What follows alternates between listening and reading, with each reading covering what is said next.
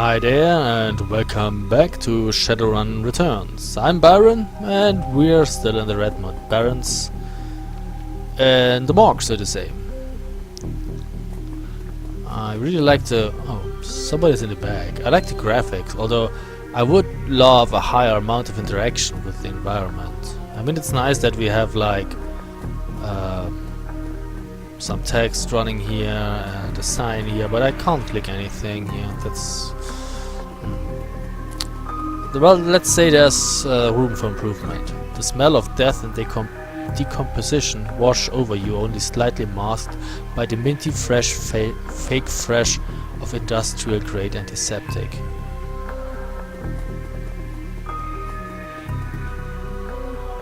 Who are you? Dresden. A guy named Dresden. Dresden actually is a town, is a city in Germany. It's the capital of Saxony. Hovering over the recently departed is a small dwarf whistling a tune. His broad grin says, "I love my job," a little more than you'd want or expect from someone in the chop shop trade. As you approach, he looks up with a loop-sided grin. There's something kindly in his eyes, though it might just be a stray reflection of chrome and surgical tools. "Sorry, I didn't expect any visitors at this hour, and some asshole at corporate took my receptionist. What can I do for you, ma'am?" "Are you the coroner?" "I'm John Dresden, the organ grinders branch manager here, so yeah, that makes me this franchise area's coroner too. And you are?" "Caprice, I'm here about Sam Watts." His grin fades. "And what makes you think I know anything about that?" "Sam had a locator chip embedded in his skull. I followed it here." "How come he didn't realize that?" "I see. Well, you're right, he's here. Not too many people know about the murder yet, though the press haven't caught wind of it yet. What with it being all the way out here in the Barrens." "So, who told you he was dead?" I guess it's not good to mention the 100,000 millions. Might just make people greedy. "Sam's a digital ghost. When his heart stopped, I got sent a recorded message asking me to bring his killer to justice. Guess he had a hunch." The dwarf raises his eyebrows, a smile wiping his suspicion from his face. "A dead man's switch, eh? Fascinating. I was working on him earlier. He's over here." "Over where?" "Oh, we can scroll in and scroll out. Oh, I guess here." So it's like two dwarves together. Wanna party? Let's talk to Dresden. "He's my second Emerald City Ripper victim. The third one was downtown." "Ripper, huh? I guess the classics never go out of style." "Not my title. That's what the Seattle press insists on calling the killer. All I know is that, like the original Jack Our Ripper knows how to handle a scalpel, but this one's even more twisted. He or she always remove an internal organ from the victim." "What price did the Ripper take from Sam?" "Watts' liver was cleanly cut out."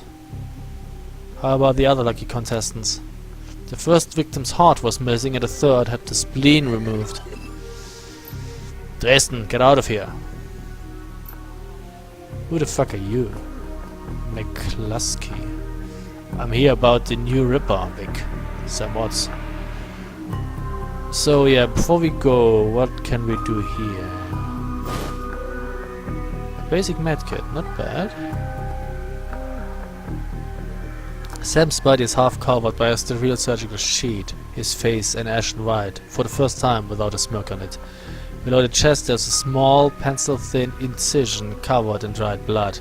Beyond that the corpse is immaculate. It would seem that the killer knew exactly what he wanted from him and took it. Next to Sam are several plastic envelopes containing the evidence found on his body. You can examine evidence through the bag without spoiling it. Let's look at a business card. Moving things around you can make out that it's a card from a place called the Seamstresses Union. There's something handwritten on the bag, but blood has made it illegible. Look at a cred stick. It's a standard, cheap, unsecured cred stick. No way of knowing what's on it without slotting it. How do you slot it if it's in a plastic bag? Take the cred stick. You slot the cred stick into your PDA. 300 new yen is added to your account. I guess he doesn't need it anymore. Look at the purple shirt. It's Sam's shirt. Several of the buttons are missing and blood has thoroughly soaked it. The bag sloshes a bit in your hand. Look at the handwritten note. You can only see part of the note given the torn off bits and bloodstains. Sam, I feel terrible that we argued. We have been long. To say I'm sorry. See you there. Love, Jessica. Who's Jessica? Okay, that's probably all we can do here. Let's get out.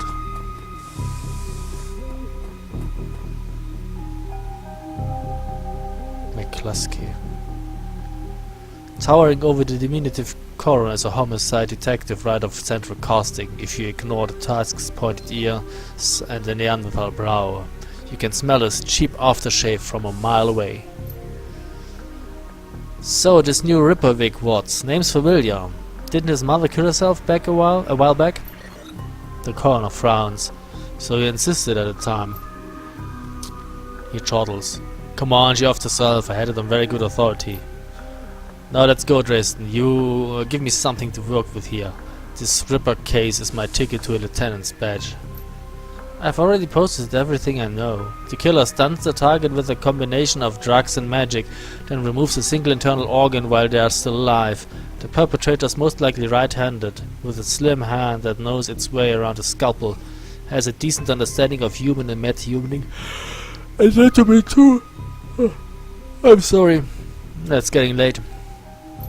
So, I'm looking for a whacked-out surgeon? Not necessarily. I don't know any surgeons who still use scalpels anymore. These days it's all done with computer-controlled lasers. Could be anyone from a military field surgeon to an antique medicine aficionado. You're no help, dwarf. The Lone Star detective finally notices you. You notice superhuman powers of observation. Who the hell are you? Oh, if we were strong we would try to impress him.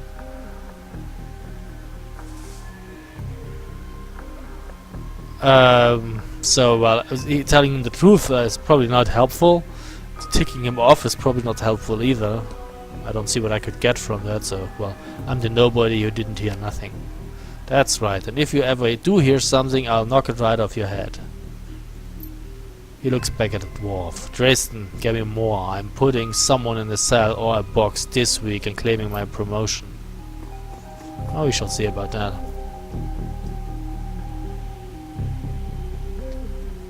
I guess we can talk to Dresden some more. Dresden looks amused.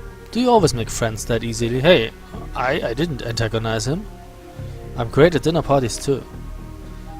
He cocks his head to one side. Be straight with me. You really gonna work for the dead man? Oh, for fuck's sake, telephone. Okay, that has been dealt with.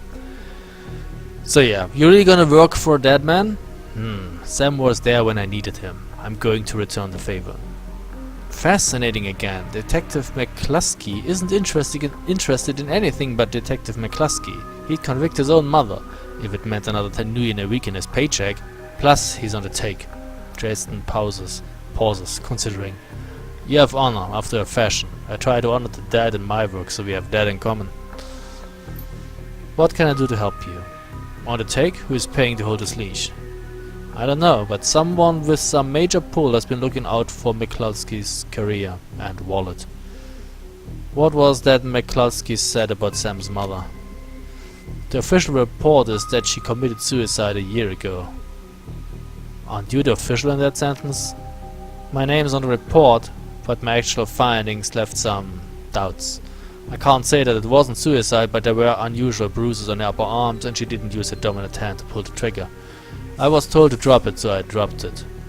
What are organs worth these days? A whole healthy body can be worth a bunch of million, but individual organs, not worth as much anymore. What with all the synth and cyber stuff on the market these days. Organ grinders only deals in the recently deceased. There's plenty of other chop shops that aren't as picky though, and they don't care where the bodies come from either. Who still uses scalpels? Doctors still learn how to use them in their first year of medical school, as do coroners, but neither profession uses them much anymore. It's possible some of the slimier chop shops still use scalpels, I suppose, but I wouldn't know where to look. Have you heard of the Seamstresses Union? It's a nearby club in the Barrens that attracts lowlifes. You'd probably like it. Me, I'm not really the going out type. Always too much to be done around here, plus the dead are just easier to get along with. I just need to know one more thing. Where was Sam killed? Dresden looks up at you intently for a moment before speaking. Hey, we get karma. Amazing.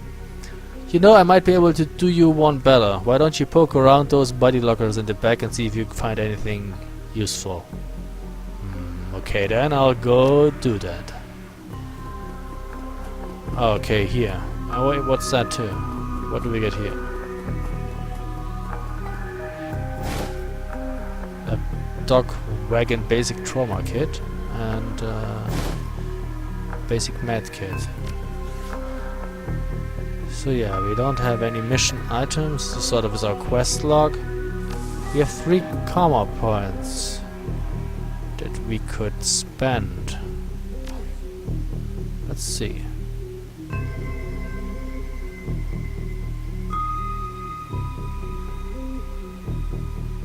We need 4. What would that do? An increase in an increase in spellbook slots.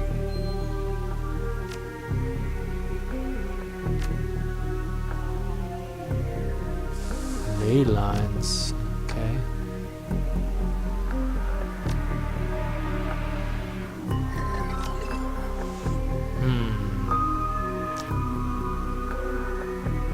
Or we could try to increase our skill with a shotgun.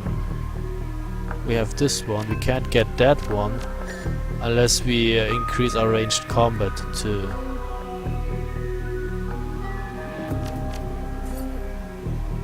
Now we need another one, then we can get shotgun too. Okay. So, yeah, here we see our stats: strength, quickness, intelligence, willpower, charisma, body. We need to increase body probably too, so we get a few more hit points. So, yeah, I need a weapon. Good god. I like how she carries a spellbook around. I mean, she could be prettier. At least she's pretty, yeah.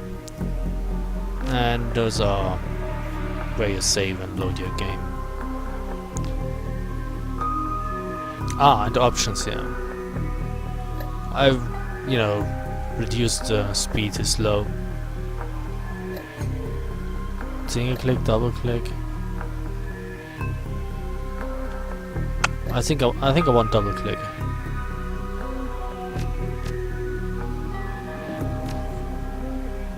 So there was something here. The cold storage drawer is labeled John Doe, but the internal thermostat is set to 21 degrees Celsius. We open the drawer.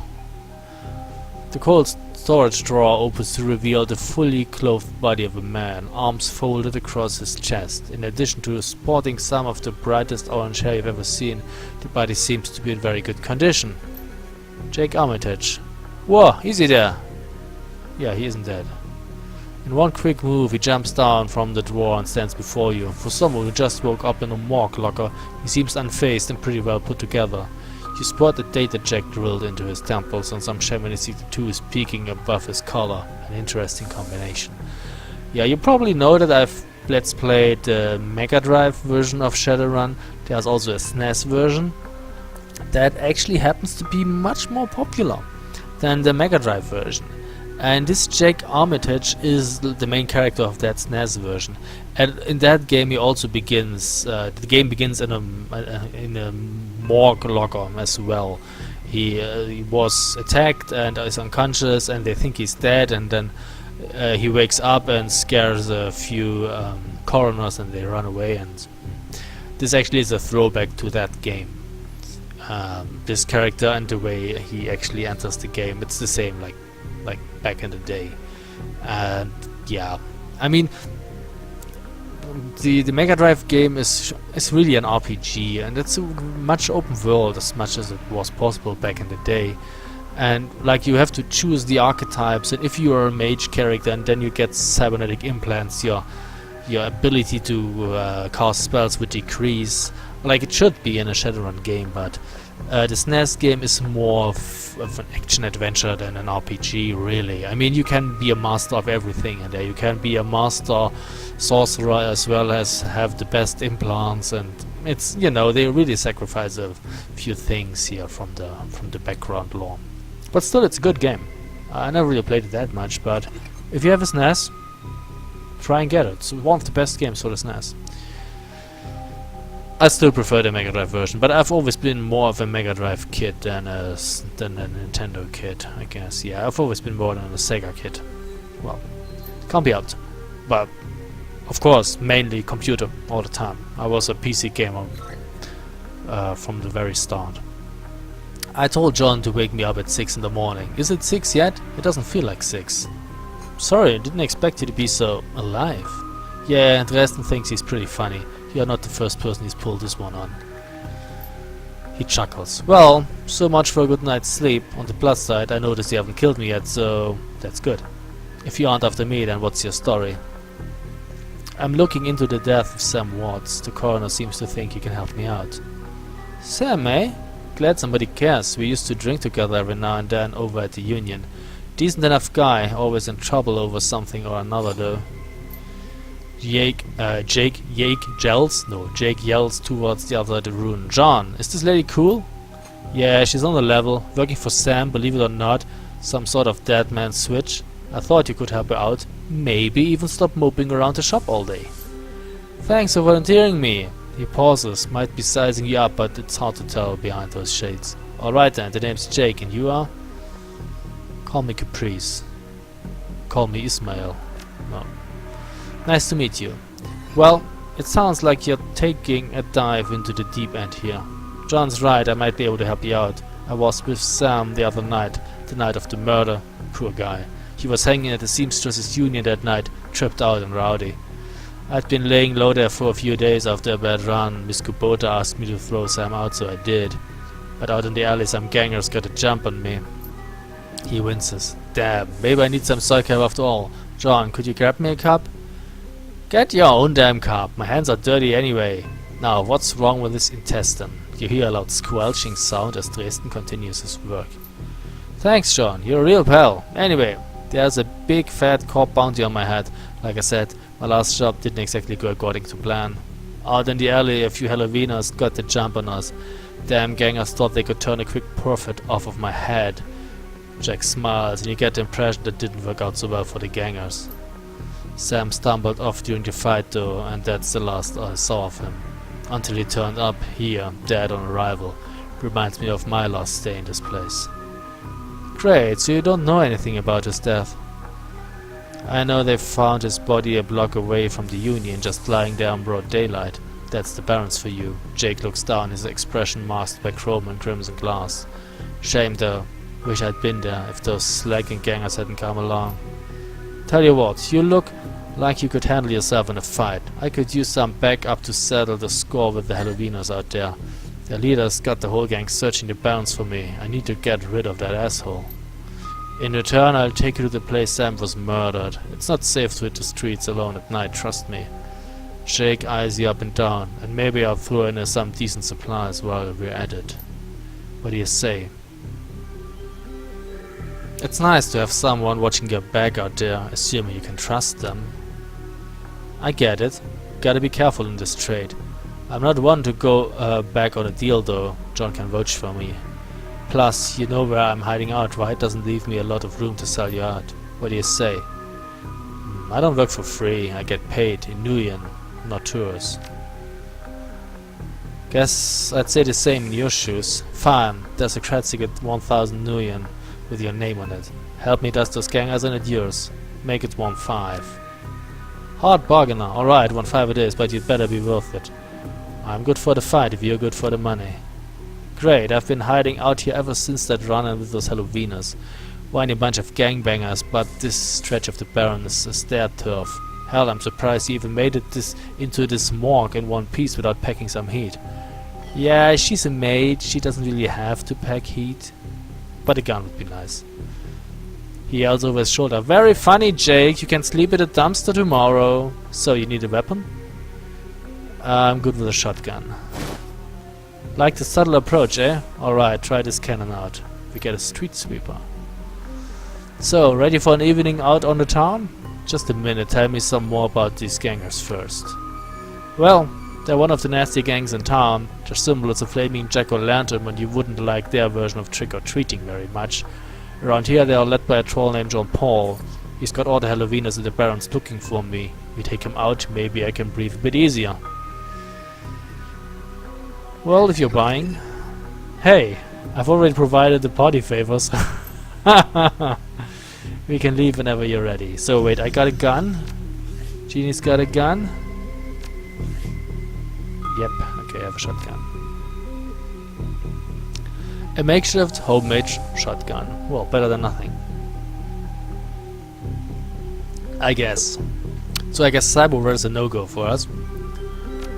We would lose our essence and that would decrease our magic. Can't have that, can we? No! Not if we want to be a mage.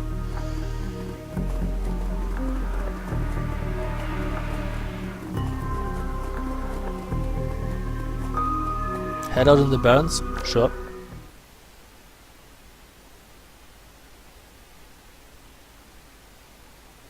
The Redmond Barrens. Run in the Seattle sprawl and sooner or later you will find yourself in the Redmond Barrens. It doesn't matter your business, the Barrens doesn't like you. Take 1 part radioactive wasteland, 3 parts dog-eat-dog slum, and a dash of tourist trap and you've got a recipe for mean as hell.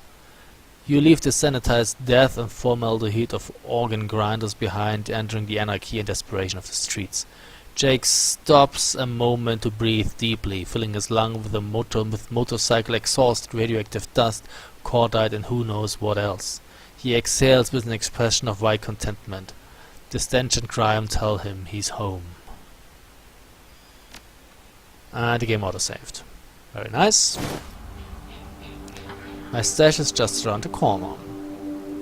Good to know. There's not really a map here, right? No. Does the bus stop here? I don't know. It looks like a bus station where your bus stop where you're standing, but whether the bus is coming or not, I'm not from here. Looking for a date? Dwarves are my favorite. Oh, really? Yeah, but apparently I can't interact with you, so no! What's that? There's a hand.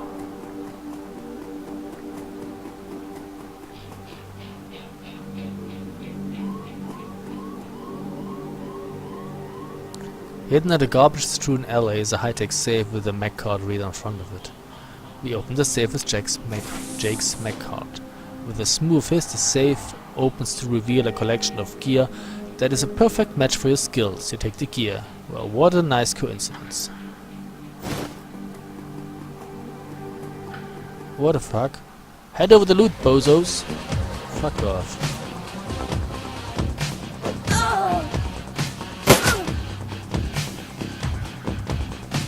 That's not funny.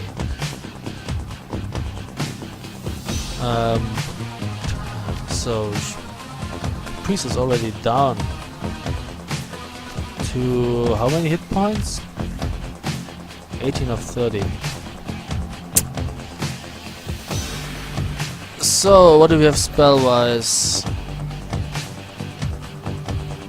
I think we need to heal.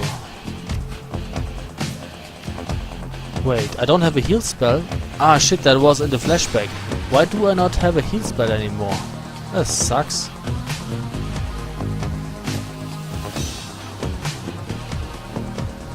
What is that here? Kneecap. Nice.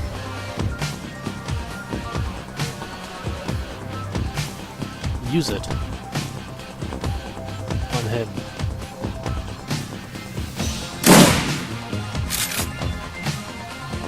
Oh, he's sleeping. How nice. How about you take some cover?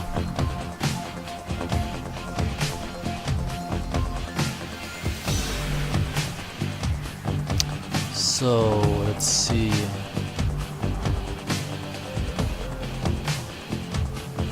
This is half cover. Here we would have full cover. But yeah, probably better to take cover. He is sleeping. could you do? Could use name shot. Do you have? You have healing. Ha ha! On Caprice, please. Oh, 3, you gotta be kidding me. Okay, that's not really much. So, maybe you should... What does that do? Armor up. A mana bolt. He's sleeping. Ooh, that's nice. And what else do you have? Aim. Nah.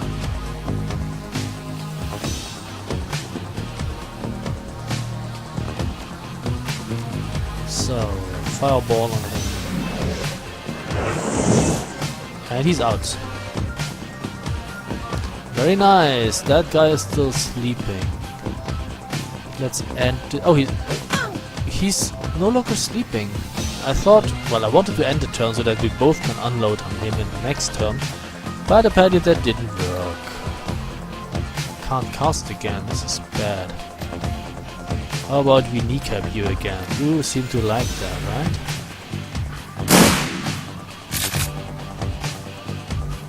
Out of ammo. Not a biggie, reload. And you can probably... well, a regular shot should do it at that range.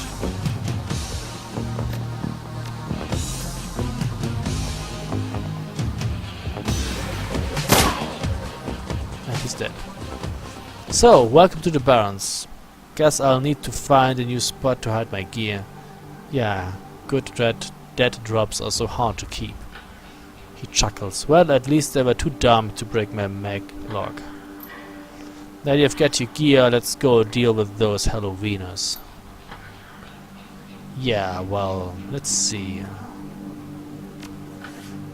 Caprice is 21, down to 21 of 30. That's not really good. I can't be helped. So, what we will do is, we will take a break here and we will continue in the next video. So, thank you very much for watching and see you soon. Bye!